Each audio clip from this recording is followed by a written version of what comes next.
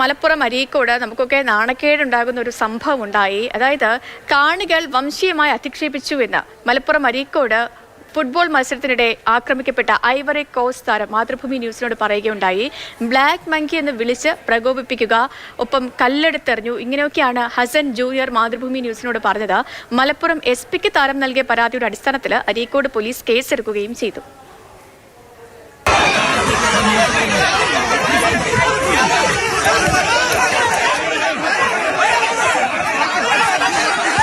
അരീക്കോട് ചമ്രക്കടവിൽ കഴിഞ്ഞ ഞായറാഴ്ച വൈകിട്ടായിരുന്നു സംഭവം.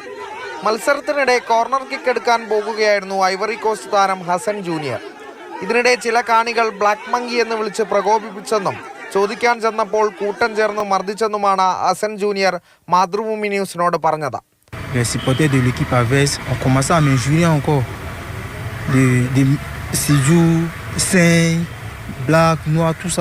ആ സംഭവത്തിൽ ഇവന് വാരിയലിന് പുറത്ത് തലക്കൊക്കെ പരിക്ക് സംഭവിച്ചിട്ടുണ്ട്. ഹോസ്പിറ്റലിൽ അഡ്മിറ്റ് ആയിരുന്നു.